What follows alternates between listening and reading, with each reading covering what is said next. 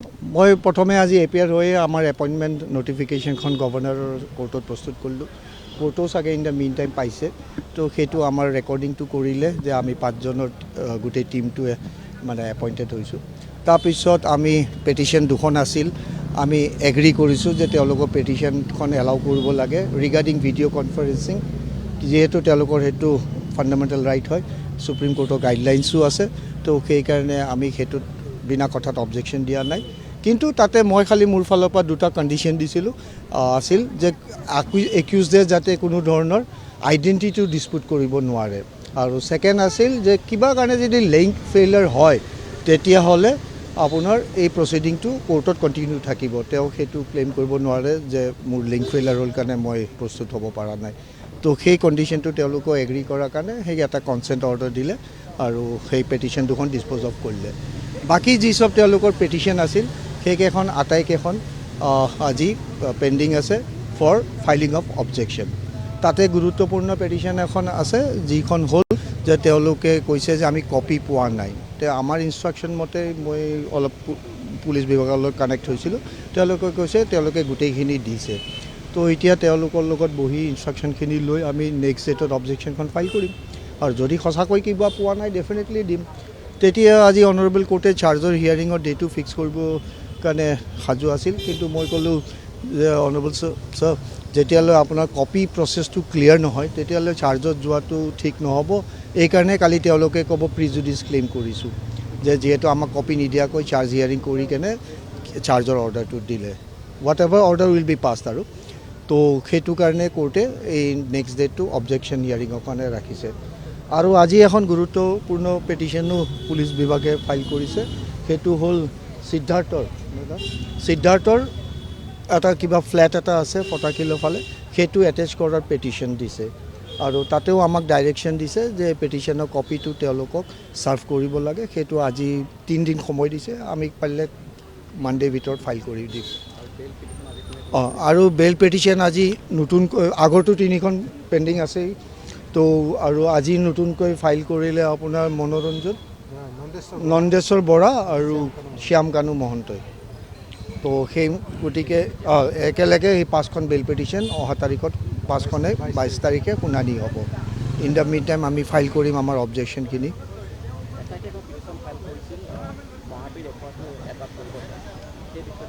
হয়, সেইটো এটা মিছ কেছ হিচাপে ৰুজু হৈছে, মিছ কেছ 1 of 26। তাতে সেই মহাবীৰ একুৱাটোত আজি তেওঁলোকৰ যিটো পাৰ্টনাৰ আছিল চিত্তেশ্বৰ জাশ্বৰীয়া নে কিবা, তেওঁ আজি তেওঁৰ উকিলৰ থ্ৰুৰে এপিয়াৰ হৈছে। তেওঁলোকে কৈছে নটিচ ছাৰ্ভ হৈছে, আমি আহিছোঁ, কিন্তু আমি কপিখিনি পোৱা নাই উইথ এনেক্সাৰ। তো সেইকাৰণে আমি ক'লোঁ ঠিক আছে, যদি পোৱা নাই আমি দিবলৈ সাজু আছোঁ, আৰু আজি 3 দিনৰ ভিতৰত সেইখিনিও তেওঁলোককো ছাৰ্ভ কৰিম।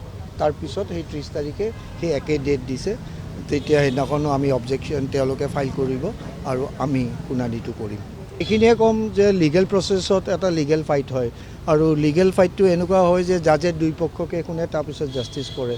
এইটো নহয় যে মানে এক পাৰ্টিক শুনি কেনে সেই জাজমেণ্ট দিব।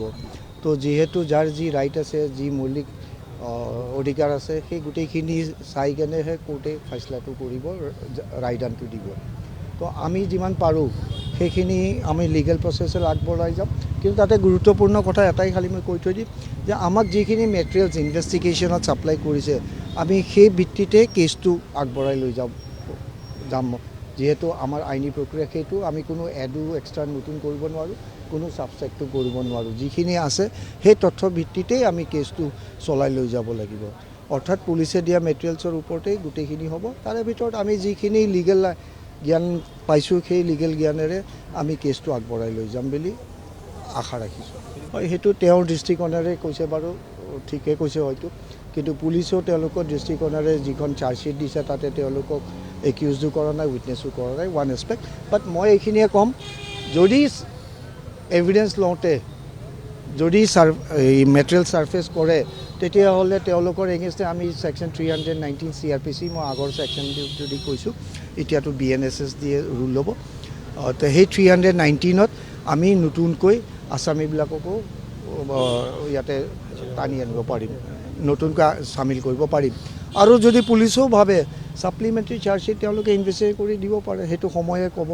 কিন্তু আমাৰো এটা লিগেল ৰাইট আছে ছেকশ্যন 319 CRPC যে কোনোবা আসামিক কিবা কাৰণত যদি আসামিক কৰা নহ'ল তেতিয়াহ'লে কোৰ্টত যদি সেই সাক্ষী প্ৰমাণ হৈছে যে তেওঁলোক প্ৰেজেণ্ট আছিল তেওঁলোকো part and parcel of it যিকোনো কেছতে মই জেনেৰেলাইজ কৰি কৈছোঁ যে তেওঁলোকক 319 CRPC অধীনত আনিব পাৰে যিখিনি জ্ঞান পাইছোঁ তাৰে ভিত্তিত কৈছোঁ আৰু এজ অফ নাও চাওক যেনেকুৱা ট্ৰায়েল প্ৰচিড হ'ব যেনেকুৱা মেটেৰিয়েলছখিনি ছাৰ্ফেচ হ'ব যিখিনি আইনত ব্যৱস্থা আছে সেইখিনি যিখিনি নলেজ আমি পাইছোঁ সেইমতে আমি এইখিনি আমাৰ অধিকাৰখিনি আমি প্ৰস্তুত কৰিম কোৰ্টত ডেফিনেটলি এবছলুটলি যদি আমাৰ শুনানিটো লৈ কেনে ছেটিছফাইড হয় দেন কোৰ্ট কেন চামন ইট আৰু কৰিছোঁ বহুত কেছত মানুহৰ পুলিচে এৰি দিয়া মানুহকো 319ত আনি পানিছমেণ্ট দিছে নজিৰ আছে তেনেকুৱা কেইবাটাও হৈ যায় হ'ব ঠিক আছে ৱেলকাম এক মিনিট